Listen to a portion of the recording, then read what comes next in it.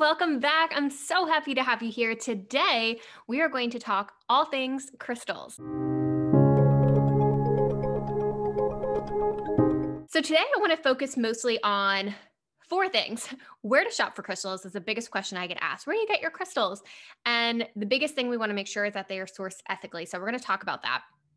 Which crystal to buy first, how to charge and cleanse them, and where you should put them. In the next video, I do want to dive in with you how to work with crystals. The biggest thing to keep in mind with crystals, there's no right or wrong. It's really about what feels best for you. And that's going to be different from person to person. All right, let's dive into the first thing. Where to shop for crystals. This is by far one of the most common questions I get asked is, Jennifer, where do you get your crystals from? So here's the thing, and here's what I have learned over spending, I'll be honest, I probably invest 2 to 3 hours of my day every day tuning into crystal live sales or watching other crystal videos just to further educate myself on the different metaphysical properties of crystals, where they're sourced, how they're sourced, all of that good stuff. So over the course of now almost a year of doing that, I have learned that while it is unfortunate, there are sellers out there who are either one, selling crystals that are not ethically sourced, or two, selling fake crystals. So I'm going to give you some tips on how to ensure that you are purchasing from a seller who are sourcing their crystals ethically and how you can ensure that they're real. So I will share some of my favorite sellers in the description below that I highly encourage you to check out, go follow, go support. Some of them do only sell via TikTok live shows. So if you're not on that platform, there will be other sellers who either sell via Etsy or on Instagram for you to check out as well. The biggest thing first of how you can determine where to shop for crystals is word of mouth. Ask your other friends in your close circle. I'm giving you recommendations, but talk to people that you know and trust, who you know have a good judgment, and ask them where they get their crystals from. That is the biggest piece of advice I can give you. The second thing is don't be afraid to ask a seller that you're not familiar with how they source their crystals. Anytime I tune into a new live show or I come across a new crystal seller on Instagram or wherever the case may be, even on Etsy, if they don't explicitly say on their website or in their about section, shoot them a message, send them an email, and ask them to let you know how their crystals are sourced and where they get them from. Some of the crystal sellers that you might find on Instagram or on TikTok, or I don't know if anyone's really doing that here on YouTube yet, but some of them do have wholesalers that they get their crystals from. Now, while the seller who's selling you the crystal might not reveal who their exact wholesaler is, they know, or they will share with you how their wholesaler is sourcing the crystals, where they're getting them from. Never be ashamed or never be afraid to ask them. They will be more than happy to share and be upfront with you about where they get them. If they choose not to share that with you or they ignore your question, that's a red flag for you. Now, how to make sure that your crystals are real. So the biggest test that you can tell with crystal, I'm just going to grab, this is my white agate here.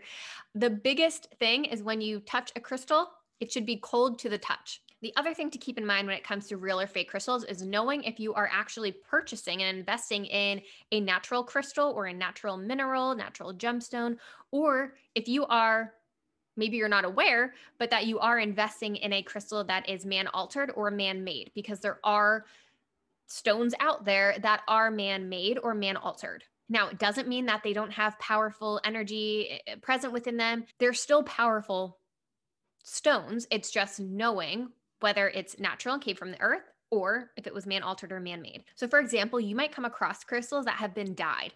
And now if you are on, say, a live sale on one of these social platforms, or if you're shopping in a store, you ask them and they will tell you. They'll be upfront and honest with you if it has been dyed or not. So for example, opalite, all this is it's made out of glass. It all depends on your outlook, how you choose to, which type of crystals you choose to invest in and work with. But I think it's absolutely beautiful and I love it.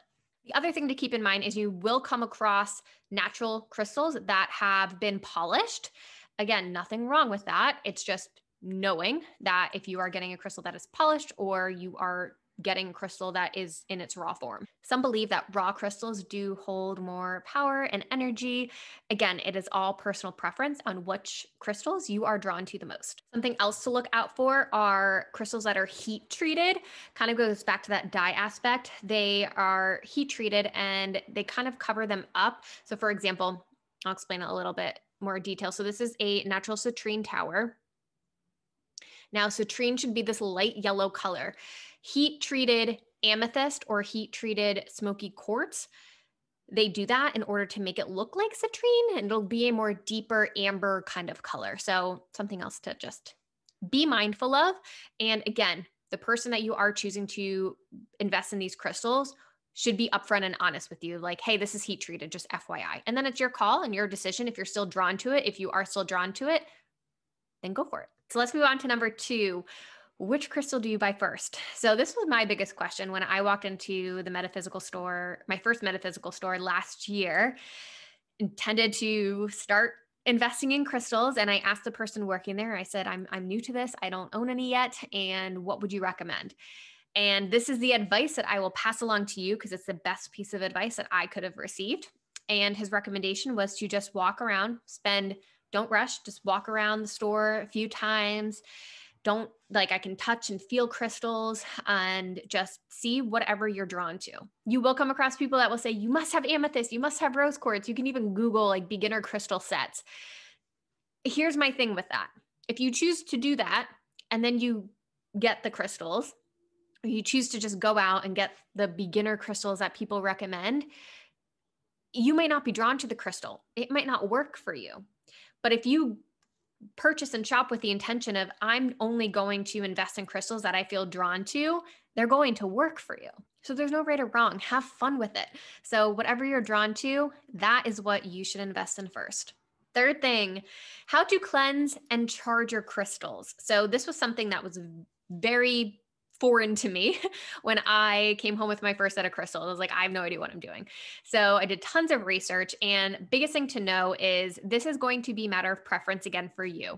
So a couple things that you can do to cleanse and charge your crystals. Now, anytime you purchase new crystals, whether you're getting them through the mail, whether you're going to a store to pick them up, whatever the case may be, you will want to cleanse and charge them of any energies that have carried along with them, either on your journey home from the store or through the mail or wherever they came from, the handlers before them, packaging, etc.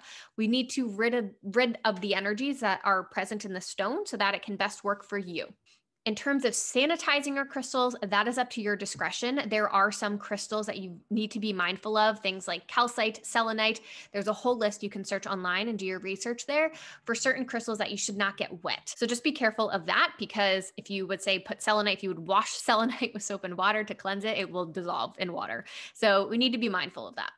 My personal favorite way to cleanse and charge my crystals, the first thing I do if I bring new crystals home or order new crystals is I place them on my selenite charging plates. So I will say that's probably the only crystal that I will ever recommend a beginner to own, because it's the one crystal that is self-cleansing and can charge and cleanse other crystals. You can also use the light of the full moon to charge and cleanse your crystals, which I absolutely love. So every single full moon, I set up all my crystals on my windowsill here. If you have the luxury of setting them out in the moonlight and outside in a safe space, I highly encourage you to do that.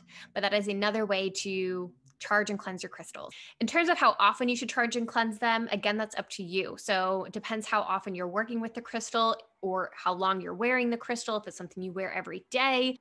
Personally, if I'm working with a crystal for a long meditation period, or if I'm wearing it all day, I like to cleanse it after every time I use it. Other people believe that if they are setting some certain intentions in the crystal, that it's going to continue to amplify and build upon that energy, and they'll just cleanse and charge them at least once a month. So the last thing I want to talk about with you today, where to put your crystals. So again, this will be what feels best for you, but I will say there are certain crystals that work better used in the bedroom versus not. There are crystals that may be too much energy for you if you put them in the bedroom or not. So it's really trial and error of placing them in the spot where you feel most drawn to place them and testing it out. So for me, I have several crystals up here on my desk, and this is my working space. So if I ever feel like swapping one out or feel like I need a different kind of energy there, I will swap that out. For my bedroom, I personally keep amethyst, clear quartz, and howlite in my bedroom. I did try to put some satin spar and selenite in my bedroom. I found that it was too much energy for me, and it actually disrupted my sleep. Some people find that it helps clear their mind and clear the blockages and actually aids in their sleep. So again, it's all trial and error and personal preference. Things like fluorite that aid in concentration and focus and productivity you bet your booty. I've got my really big fluorite slice here. I have another watermelon fluorite tower right there. Sometimes I have my fluorite moon in my hand while I'm working.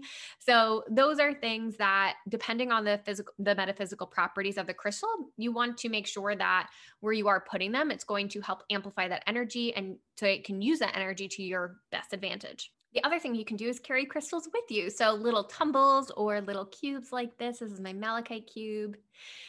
You can sometimes, depending on the shop that you are getting your crystals from, they might either give you one of these little bags with your order, or I walked into a metaphysical shop and I asked if they had these and they just gave it to me complimentary, which was awesome. But if I'm going out somewhere and I just want to make sure that my crystals are protected in my pocket, just so it doesn't actually fall out or whatever the case may be, you can put whatever crystals you want to help protect you on your journeys. Put it in your pocket, put it in your bag, and carry them with you. That is what we have for today. In a future video, I will be sharing with you how to work with crystals, so stay tuned for that. And if you are on the hunt for crystals, I would love for you to tag me at the Jennifer Megan on Instagram if you share your latest crystal purchases, because I would love to see which crystals you are drawn to. If you have any specific questions about crystals that you own, feel free to drop them in the comments below. Thank you for tuning in, and I will see you in the next one. Bye.